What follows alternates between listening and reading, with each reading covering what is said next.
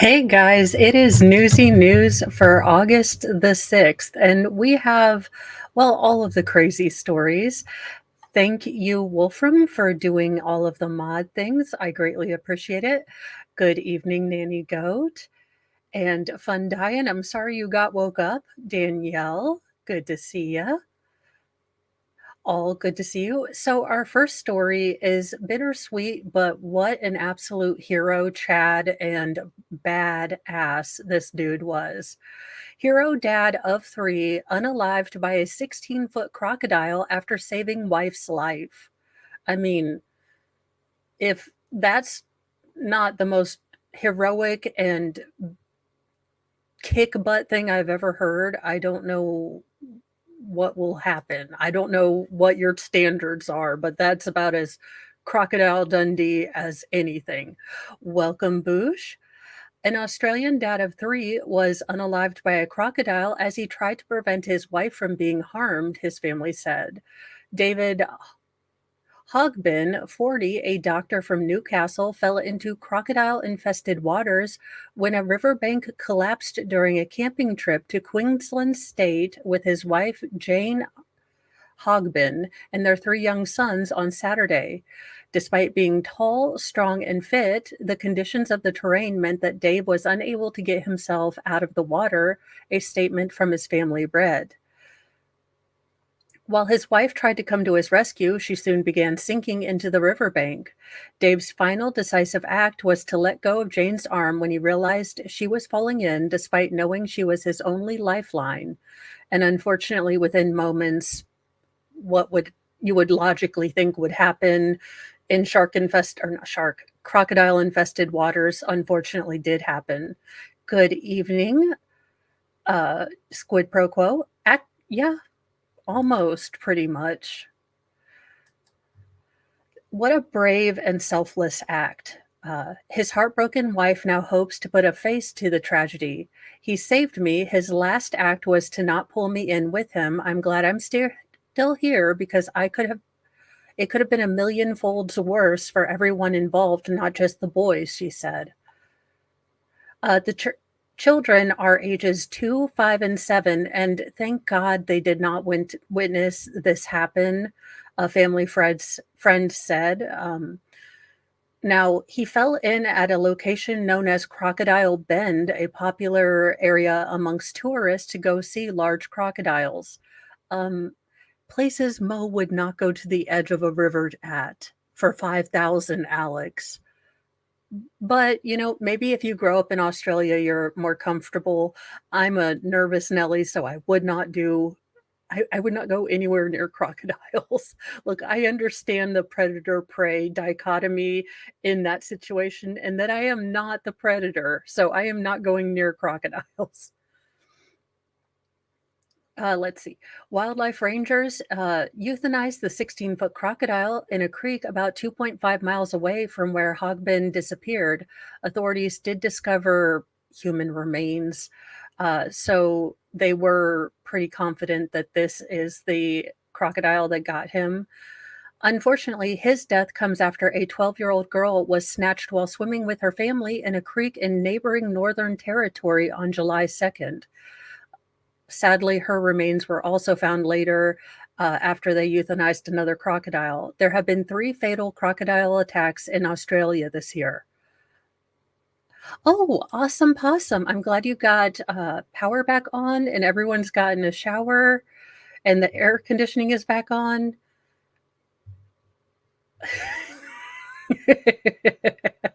Audio coffee. I only have several pairs of Crocs and I feel no shame. Welcome, my mama. So, very, very sad for him. But what a brave, absolute Chad move to, spare his wife and leave his children with a parent to watch over them. And, well, a guy who maybe wishes that he was hanging out with crocodiles. You know, Ben Affleck has really, just grown into that meme of him smoking outside. I mean, I don't think that I've seen the man smile in 15 years. I'm kind of okay with it, But, yeah, definitely he has just become a living meme at this point. Ben Affleck can't catch a break. On top of living apart from his wife, Jennifer Lopez, and catching a stray from ex wife Jennifer Garner in Deadpool Wolverine, um, there were not a spoiler alert, but there were allusions to the divorce uh, in Deadpool and Wolverine. An Australian TV host called out the 51-year-old actor and said he was, quote, quite high up on the list of her worst interview guests ever. I mean, has she talked to the guy that voices Elmo? I mean, I am getting to the age where I am, closer to get off my lawn than rock and roll. So I kind of get his general crappy attitude. But sir, you made your bed and unfortunately you picked high maintenance Jennifer Lopez. That was a you choice. You actually had a ride and bought a second ticket, okay? I take no responsibility. Sarah Ferguson told Sydney Morning Herald that the interview published Sunday that she didn't appreciate Affleck's attitude when he appeared on the news show 7:30 in March 2023. Ben feels something about that, I'm sure. He was just rude, not interested, going through the motions, Ferguson said. The Post has reached out to Affleck's rep for comment. Ferguson interviewed Affleck virtually last year for his movie Air. His co star Chris Tucker also participated in the interview. Well, look, he had been exposed to Chris Tucker, and I think we all love The Fifth Element, but can all agree that Chris Tucker's voice nearly ruined the movie. So, if I had to listen to Chris Tucker shouting loudly near my ear, for weeks, I think I might also have that face. Affleck, who starred in, directed, and produced Air, had a puzzling answer to Ferguson's question about how the film evolved into a story about Michael Jordan's family. It happened by my looking at the story and thinking initially, knowing a little bit about how these companies work and knowing that, knowing by instinct it wasn't only white people who worked at this company who were relevant to the story. Mr. Affleck, stop. What what in the world is going on here? Affleck avoided looking at the camera for most of the interview. While chatting with a Hollywood Reporter last year to promote Air, Affleck compared doing interviews to landmines when he was asked why he wasn't on Instagram like Lopez, 55. Quote, she thinks that because of experiences that I've had, I've become quite guarded. And she's right. I view these things as landmines where if you say one thing wrong, your career might be over, said Affleck. I had a really painful experience when I did an interview where I was really vulnerable, and the entire pickup was something that was not only not right, but it was actually opposite of what I meant. The Daredevil star added, oh, you had to put Daredevil in there? I mean, you couldn't even put Argo or something? Ouch. Affleck confirmed he was referring to his 2021 interview on The Howard Stern Show, where he talked about drinking toward the end of his marriage to Gardner, 52. He explained that the exes tried to make their marriage work but failed. He added, I probably would still be drinking, like it was just part of why I started drinking alcohol. I was trapped. Well, in that. Oh, yeah, you're right.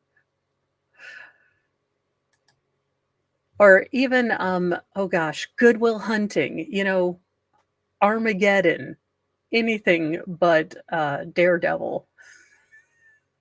The father of three later went on Jimmy Kimmel Live and said his comments on Howard Stern's show were taken out of context. They had literally taken the conversation that I had for 2 hours and made it seem as if I was doing the exact opposite of what I said, Affleck said. I had gone on and said how much we respect each other and care about each other, care about our kids, and put them first when we went through our stuff. And they said that I blamed my ex wife for my alcoholism and I was trapped. This is why you don't go on Howard Stern's show. He is no longer funny. Uh, I said that I blamed my ex-wife for my or it said I blamed my ex-wife for my alcoholism, just, made him out to be the worst guy.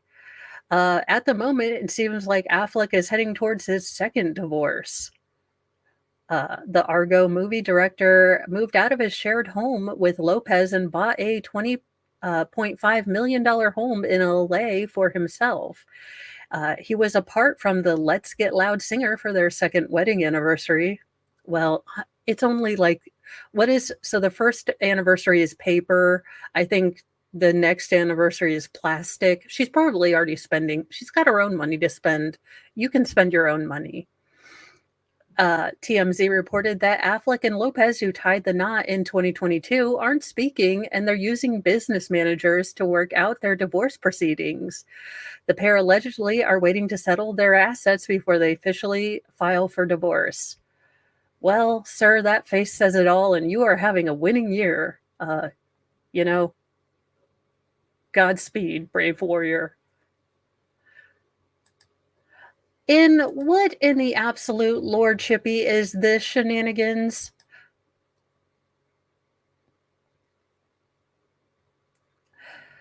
A Wisconsin man is facing 39 charges after allegedly using a secret camera to inappropriately record others without knowledge at a farmer's market. Now, let me tell you, if some of them good old countrified dads, corn-fed dads, if you will, found out that some, let's say, PDF file was perving on their kids at the local farmer's market, I don't know that there'd be enough of him to take to the jail, if you will. I'm just saying, you don't mess in hillbilly country with people's kids. You are not a prevert in hillbilly country because it's just not going to work out for you.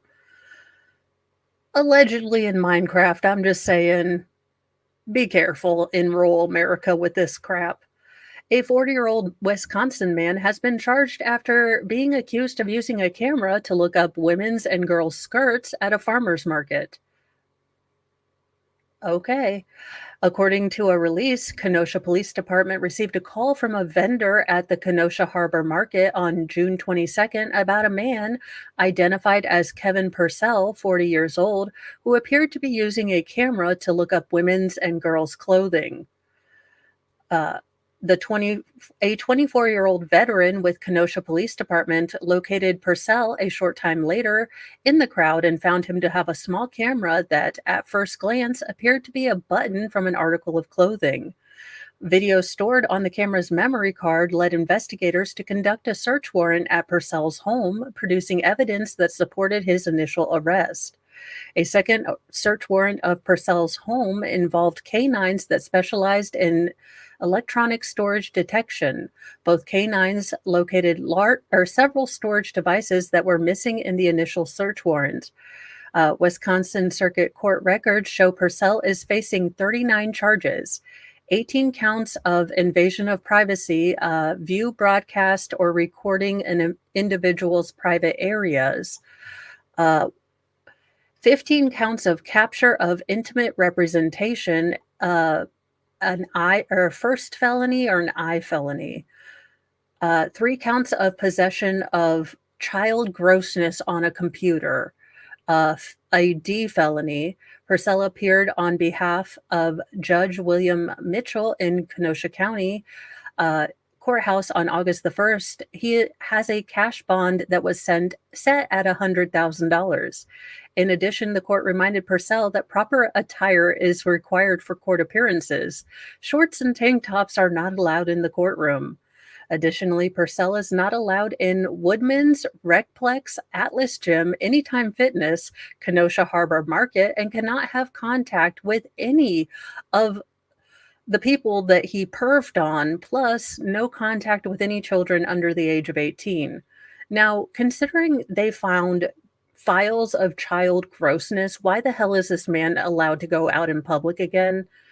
Look, I'm not trying to I believe in redemption even for the worst of us, even for the most Sarah Boone of us that have our heads firmly stuck up our backsides. Should we ever manage to, get them out of there, redemption is possible.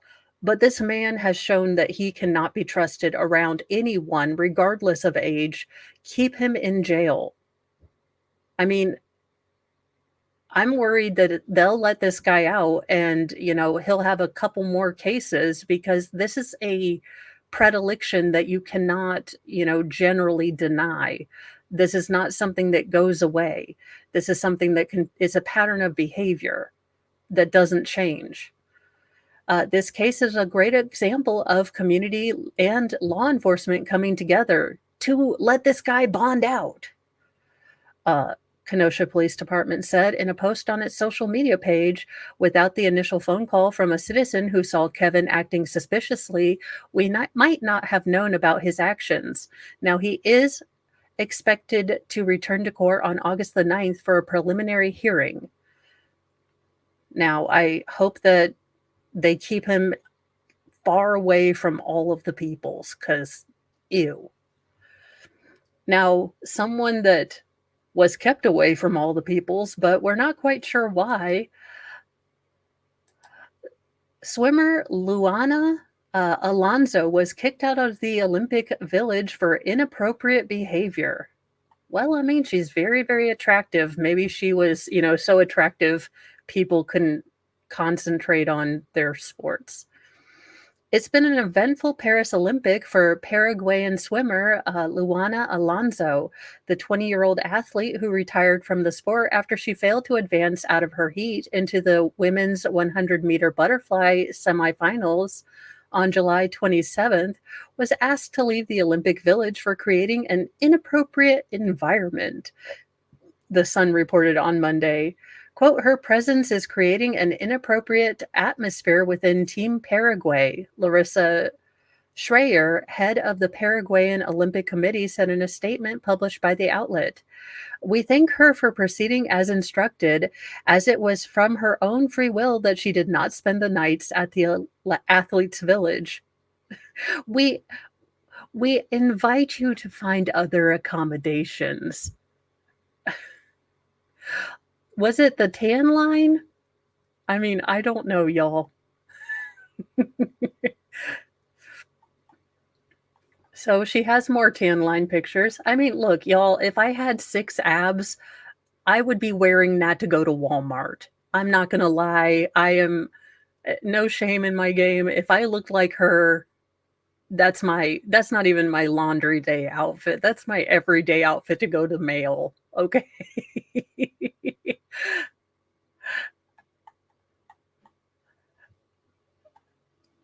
Alonso had been reportedly staying in the Olympic Village despite announcing her retirement from the sport. Paraguayan media outlets reported that Alonso had spent time in Disneyland instead of supporting her teammates, upsetting the country's Olympic leadership. A separate report by the Daily Mail said Alonso had become a distraction to other competitors with her skimpy clothing and socializing with other athletes. She finished 6th in her heat with a time of 1 minute 3 seconds, which was higher than her 1 minute and less seconds, her 1 minute from her heat in the Tokyo Olympics 3 years ago. I was like, how do I math and what are numbers? I mean, she's a beautiful young lady. I mean, I can't deny it. And again, like I said, no shame in my game. If I was that good looking, I'd probably be wearing the skimpiest, you know, what in the not modesty outfits ever. Oh, I really want some too now. Well, maybe a spiked limeade. I love limeade. U.S. swimmers Tori Husky and Gretchen Walsh finished first and second, respectively. It's official. I'm retiring from swimming. Thank you all so much for your support, Alonso wrote on Instagram after the event. Sorry, Paraguay. I just have to say thank you. Alonso shared an emotional message, which she addressed to the sport in a follow-up post. Swimming, thank you for allowing me to dream. You taught me to fight, to try, perseverance, sacrifice, discipline, and many more things, she wrote, including a bunch of photos of her competing at the Paris Olympics. I gave you part of my life, and I wouldn't change that for anything in the world because I've lived the best experiences of my life. You gave me thousands of joys, friends from other countries that I will carry in my heart, unique experiences and opportunities. It's not goodbye, it's an I'll see you soon. Before that, the former collegiate swimmer hinted at the Paris Games that these would be her last. Alonso, who spent a season at Virginia Tech before transferring to SMU, went viral before Paris Games for getting a tattoo of the Olympic rings on her hip. Oh, so that's a tattoo. I thought it was a fake tattoo, not a real tattoo. I was like, oh, she got one of those, the like wet set tattoos. She's coming off a strong 2023 in which she set career best in the 100-meter and 200-meter events in butterfly and competed at the NCAA championships. She has not yet addressed why she was leaving the Olympic, village, but she seems like she had a fun time. Others, not so much, but what can you do? Uh, If you are missing packages from Nashville, there might could be a reason. So you should be able to see this. Oh, I guess it's just not going to work. Well, a post a postal worker just throwing mail directly into the garbage can. Now, only if only all of my bills would disappear this way, and then I could say I never got it. A postal worker caught on a viral TikTok allegedly hurling boxes of mail into the dumpster. Quote, "Don't tell me this is what y'all do to get rid of mail," someone was yelling at him. Yeah, nothing like, dropping your mail at the local dumpster. A brazen U.S. Postal Service worker in Tennessee was caught red handed hurling multiple boxes of what appeared to be mail into a dumpster in a viral video posted to social media. TikTok user at Miss Denton 19 was dumbfounded when she watched the unidentified UPS worker in uniform go back and forth from his mail van and dump boxes in the Nashville neighborhood of Antioch on Saturday morning. Quote, "I can't make this up," she said in bewilderment. "He's dumping mail, federal mail, in the dumpster and looking around while he's doing it. It's got to be some sort of crime." After the postal worker was seen throwing out two full boxes of alleged mail, he was seen sifting through the dumpster and appeared to be covering it with other trash already inside. Then he goes back to his van and grabs another box. People's mail, their checks, their bills, the TikToker said, still in complete shock. I'm sorry. He already emptied two in the front. Now he's going for what's in the back. Please don't tell me this is legal. Please don't tell me this is what y'all do to get rid of the mail. She points out again that the suspicious looking mail carrier kept looking around to ensure no one was watching him as the federal postal worker hurls another box into the dumpster before the TikTok ends. I'm sure he's part of the investigation team that the Postal Service has where they're watching our, internet connections because, you know, of course the Postal Service would need an investigative team. During the video, the UPS worker appeared to have disposed of 5 boxes, possibly filled with mail. The TikTok immediately went viral online, accumulating more than 50,000 views since being posted Saturday, and has garnered some interesting comments from upset users. You should also notify the business who owns the dumpster before the truck comes to pick it up. I bet he came from another route to dump it, one user commented. This is why you need to get UPS informed mail and let you know every piece of mail that's supposed to be in your mailbox for that day, another suggested. You should have called the postal police. There is such a thing, or you should have called the local authorities. I'm just saying, commented another user. Since the video was posted over the weekend, the USPS Office of Inspector General Mid Atlantic Area Field Office, okay, MAAFO, uh, confirmed to WSMV4 that the local Office of Inspector General was aware of it and is investigating the matter. They also shared that the employee seen in the viral TikTok has been put on non-duty status. The local OIG office is aware of the video posted on social media this weekend and is conducting an investigation into the matter. So probably.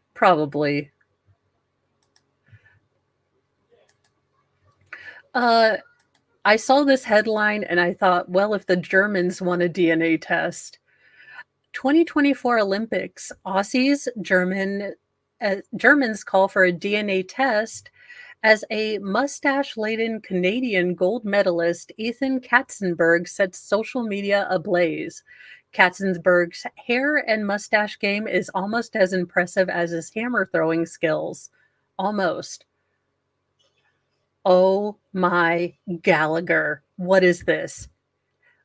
Can we possibly, and I mean totally possibly, get him to squash some watermelons for me? I mean, I'm just saying he already throws hammers. Could he just, hit a watermelon with a hammer and take me back to my childhood when I would watch Gallagher?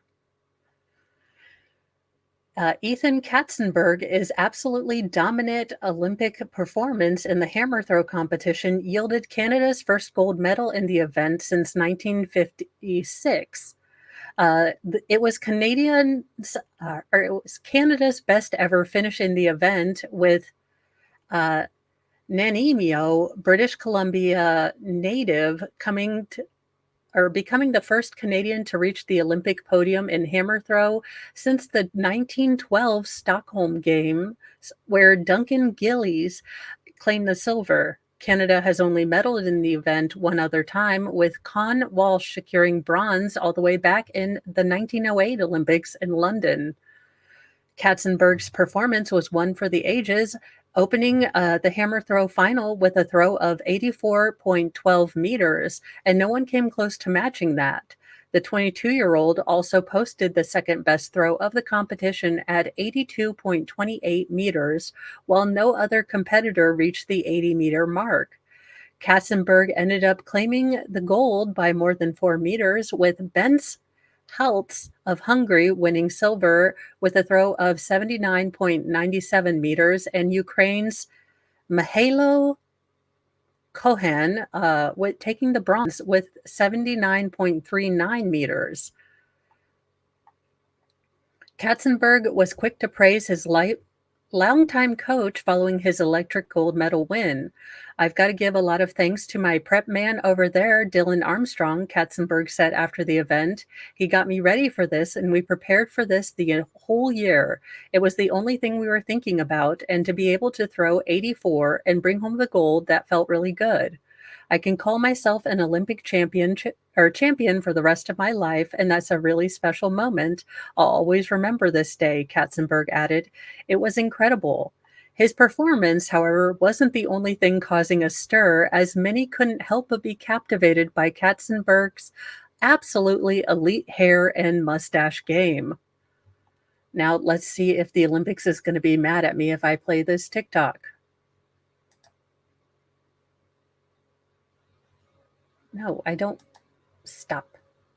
It's not available for my location because the Olympics are C blocks when it comes to playing their stuff. You'd think that the Olympics makes money on advertisement, but no, not advertisement for other people. They don't want this getting out there. Also, he's only 22. Holy God. I mean, that is a remarkable mustache, though. You got to admit, I'm a little jealous. 5-year-old Mo, her life ambition was to have a handlebar mustache so that when she was feeling evil, she could just twirl it. I was a weird child. Anywho. Oh, the memeness. Corporate needs you to find the difference between this picture and this picture.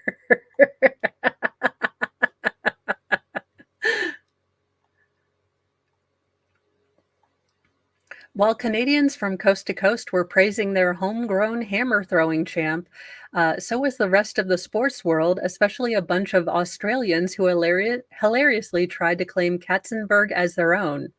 Quote, "Nah, I want a DNA test. This man is clearly Australian." One user wrote, "They're just appropriating the Aussie male look," suggested another one. "He's probably a secret Aussie," according to another post. While a fellow Australian claimed, "I'm pretty sure this dude lives down the street from me and drives a Dodge Ram truck."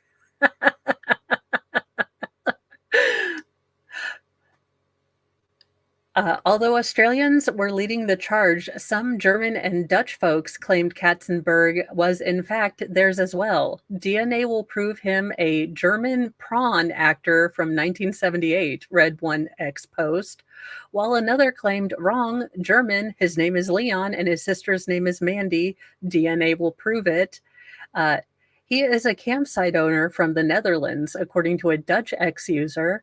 Canadians aren't about to give up their new national treasure that easily, though.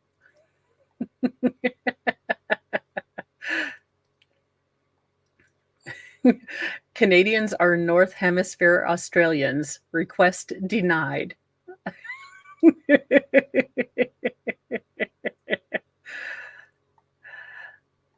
Katzenberg, who is indeed Canadian, said he took up hammer throw after watching his sister compete in the same event when he was younger. Uh, so my sister threw hammer before me, Katzenberg said. I started coming to her trainings and thought it looked like fun. So I picked it up when I was 14 and kind of just did it for fun. It feels great to be up here now with a gold medal. At just 22 years old, Katzenberg is already a Commonwealth Games silver medalist, 2022, hammer throw world champion in 2023, and now an Olympic gold medalist. So, sir, from wherever you hail, though I think you are now an honorary Australian, and I would run with that, uh, we salute you, sir.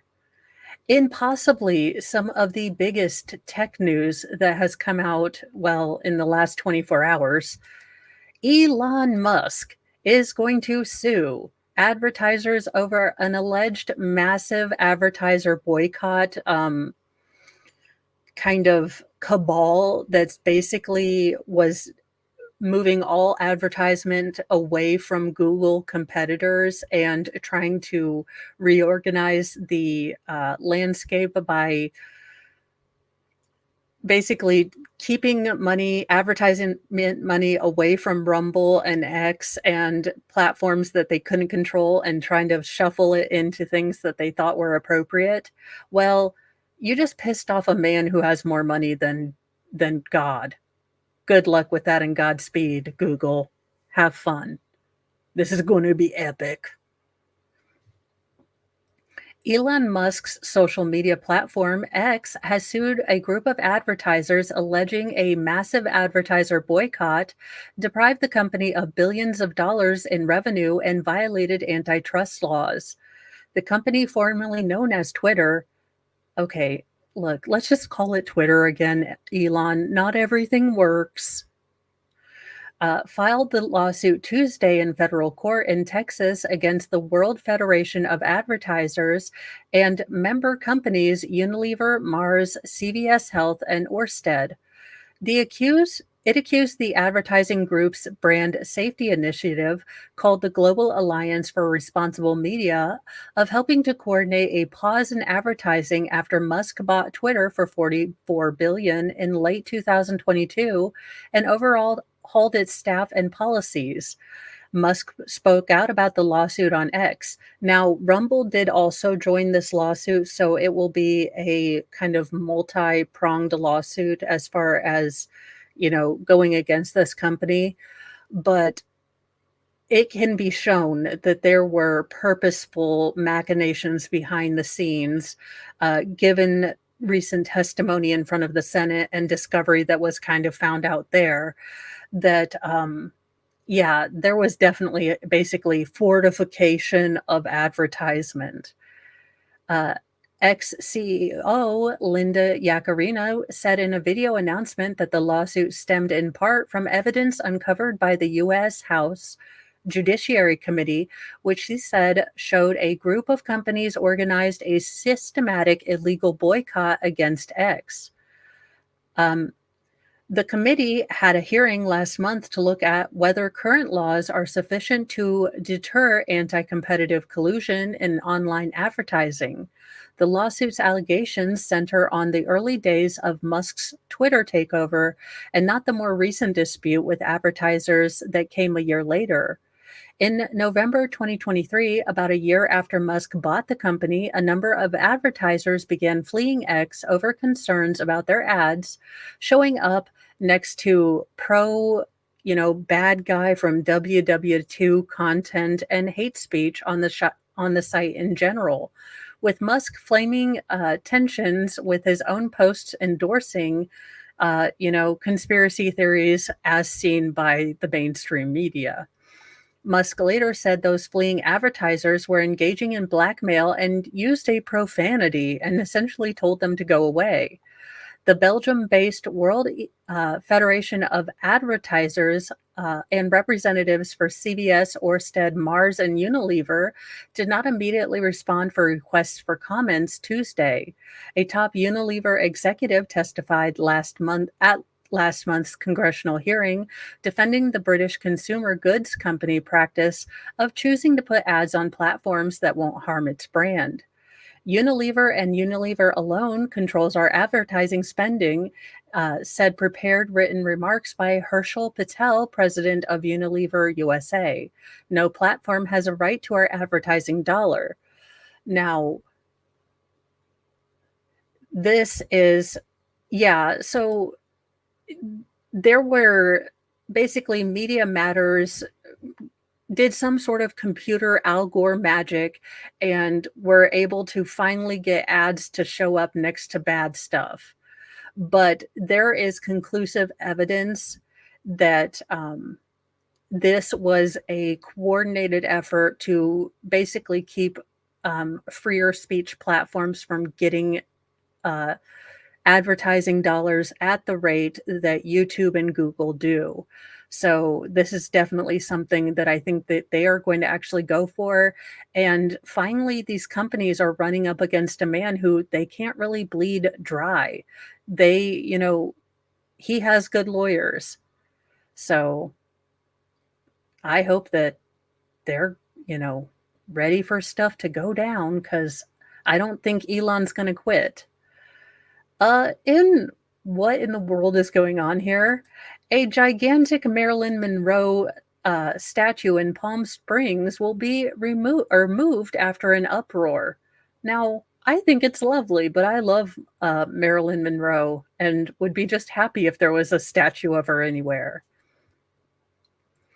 After years of controversy and a protracted legal battle, a fixture of the Palm Springs tourist scene is set to move. The Forever Maryland statue, a 26-foot commemoration of Monroe's famous skirt scene from the 1955 movie The Seven-Year Itch, has drawn ire of locals and visiting critics alike since it returned to Palm Springs in 2021.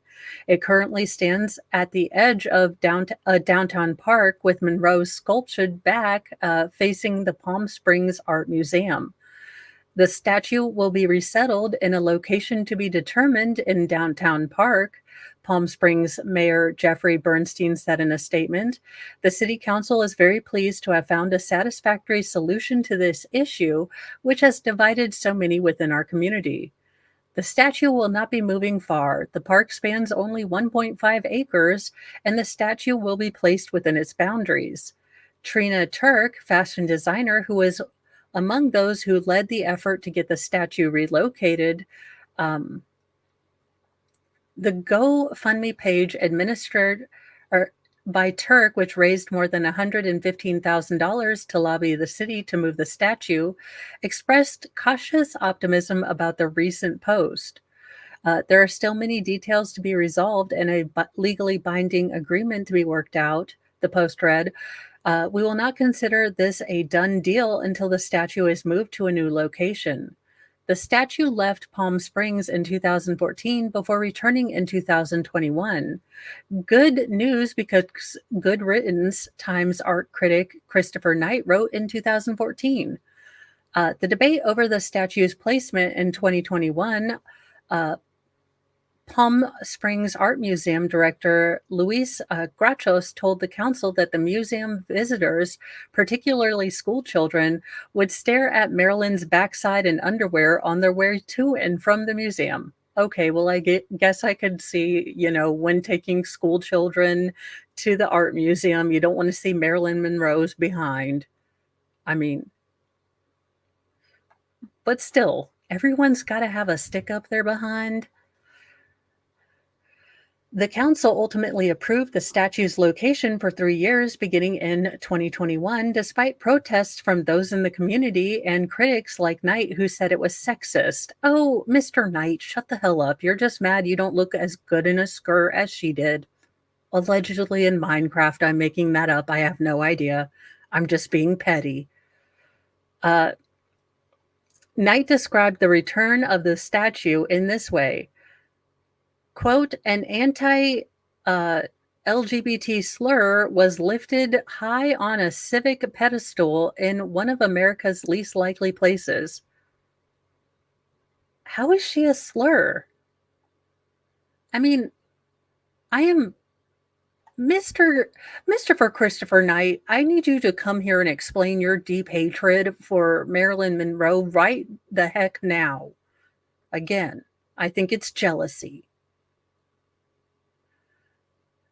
Anywho, apparently people will complain about anything, even Marilyn Monroe, and good riddance. Now, for my operators for Lord Chippy, I don't like doing these stories, but these people need to be named and shamed. If those nuclear generator power people could go ahead and start your engines.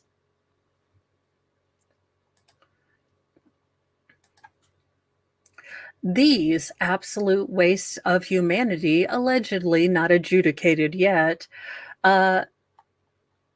basically forced children to stay in dog cages as punishments, and then, used a wooden spoon so hard on these children that it broke. These three have a special invitation by Lord Chippy, allegedly in Minecraft, to just come on down. Police in Missouri arrested 3 people who allegedly subjected as many as 7 children to SA physical stuff and neglect, records show. In addition to the SA, some of the children were forced to sit inside dog cages and were hurt with both hands and wooden spoons. Cody Lee Wilder, 25, so that would be this dumpster fire of a human, is facing charges of being a PDF file. I don't know that you want Gen Pop to know that, sweetie, but I would send you in with a little stockard, explaining your crimes. And just all absolute grossness. Billy Breesley, 42, is facing 1 count of abuse or neglect of a child, while Holly Brewer, 49, is facing 3 counts of the same charge.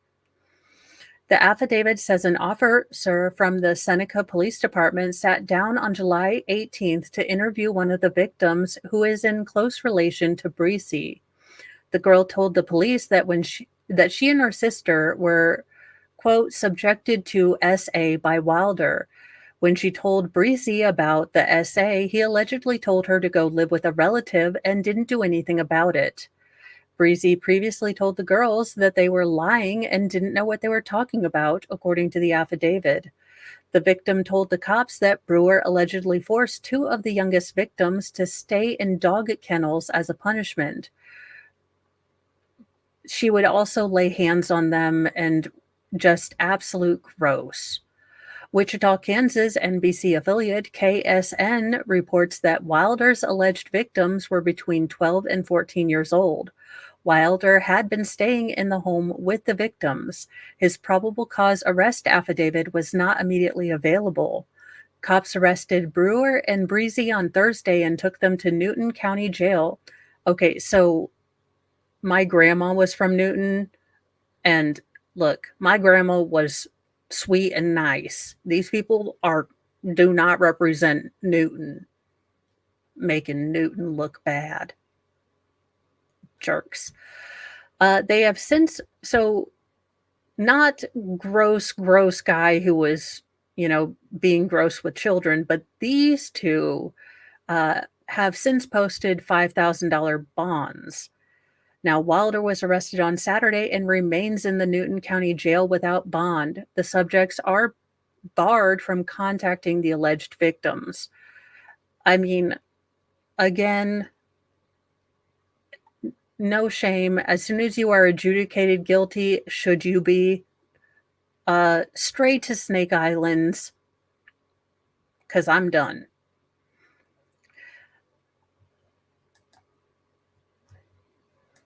In a better story, Olympic organizers gambled big on dangerous surf spot and emerged golden. Maybe I need to take up surfing. Wait, I can't even walk upstairs. Put me on a big old slab of wood and in the ocean. Probably not a good idea. Olympic organizers made a big bet in holding the 2024 Paris Olympic surfing competition at an ominous location in French Polynesia. To Gold Connection showed the location's unforgiving influence. The U.S.'s John Florence, the world's top-ranking professional surfer, was eliminated in the third round. They have no more picture. No, I don't want to show you because, again, y'all get really ticked off when we show Olympic stuff, even though you want us to do Olympic stuff. Oh, dang it. I am sorry, Heidi. Her ankles stink. Let's see here. Where is it? Five-time world champion and defending gold medalist Clarissa Moore was eliminated in quarterfinals after she lost to a determined Johanne Defay, who would fight on to win a bronze for France. Moore said she would retire from competitive surfing after the Olympics, regardless of the outcome. She expressed happiness over her time in Tahiti for the Games. She took time off to prepare for the event, and she said she doesn't regret it.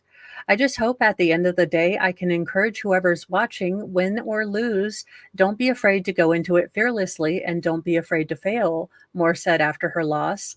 The process has been so much fun. After epic waves graced the beach on July 29th, the sea calmed and organizers were left with stressful decisions about when to hold the medal rounds.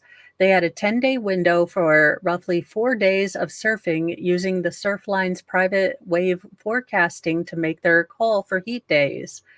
Monday's conditions were so-so, but the lack of juice was a challenge in and of itself. Those in a champion mindset were left to make the most of it. Some edged out of competitors in paddle battles that established important wave priority. Others surfed as if conditions didn't matter. So there you go. I would like to take up surfing just because I'd get to go to Tahiti. I mean, I didn't know that I could go to Tahiti.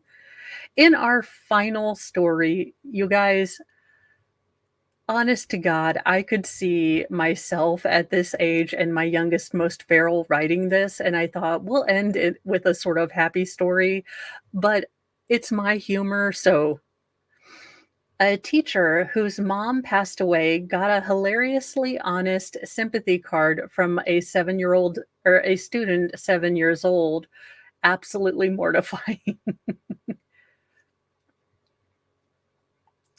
It was an A for effort.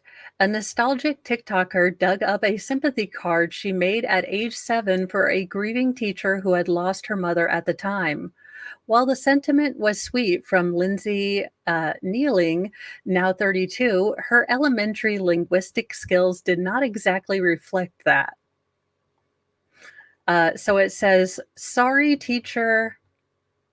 I'm so sorry, computer teacher, that your mom had to die. Sorry. But everyone has to die someday. And today it was your mom's turn to die. I could see my youngest, most feral writing this verbatim.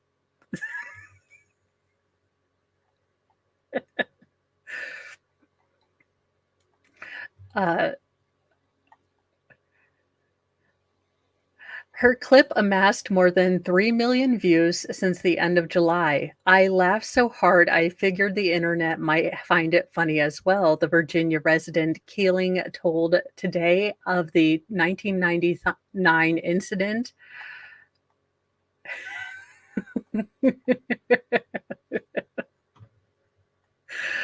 She recalled the school's principal letting the kids know that the teacher's mom had passed away and they would have a substitute. He didn't assign us to color any pictures or make anything for our teacher, but apparently I decided to do so anyway, added Keeling, a self described, very emotional child who had just lost her own pet bird. At the time, she was curious about the question that begs us all, the meaning of death, and her mother bought her a book about loss for children. I guess I put my newfound knowledge to use and wrote a very factual sympathy card, said Keeling, who, in a bizarre career twist, would go on to serve as a funeral director before becoming an author. I am sure I was very proud of it because I excitedly showed it to my mother, who was wise enough to gently take it from me so I couldn't give it to my teacher, she said of the otherwise unshared sentiment. The card recently resurfaced when Keeling's mom, Julie Sherrod, found it to cheer up her daughter after learning her grandfather had passed away in July. Since posting it, Keeling has been swept up in the response online. Quote, it's got heart, humor, and doodles. We give it a 10 out of 10. Greeting card purveyor Hallmark shared in the comments. I can't stop laughing, one person wrote. If I were your teacher, honestly, that would have made me feel better, added another user. Deep down, it seems the card ended up reaching the right people. The feedback I loved the most, besides all the funny comments, was a person who said their mother passed away recently, and this was the first time they laughed in weeks, Keeling told Today. I was so grateful I could bring joy to people who were grieving like me. I mean, pretty much. I'm sorry, but we're all going to die. Love, Hallmark. I only laugh because I am pretty sure that my youngest, most feral would write this, but he wouldn't wait for me to proofread, so I would get a call to the principal's office. I mean, at least she didn't say, like, she went out like a Viking. Did you set her, did you put her on a lake and, send her into Valhalla in style? Oh my goodness, that one made me laugh, and I figured it would probably make you laugh if you have my sense of humor. Thank you guys for enjoying the nightly Newsy News. I am sending you guys off to, I think, Fraud at Wrangler tonight. He has probably already started, but I'm going to go to bed. I have been increasing my walking and I got 3 miles in, but now look, we survived the first day of school. We survived. I may have an adult beverage and lay down and watch South Park, you know, or finish laundry. It depends on if adult or, lazy Mo wins. Thank you for joining me all. Like, subscribe, share, and I will see you in the morning, you guys. I will try to put up a stream for it tomorrow, but sometime I think around 11, I will be doing I've got the big standing chalkboard and we will be going over Jorge's autopsy, trying to draw out where the injuries were to kind of get a better picture of what all injuries there were, because we maybe get an idea of some things that happened. I'm not a doctorologist. I'm not the best drawer. So this will be all sorts of fun. But I will see you guys tomorrow. Have a great evening.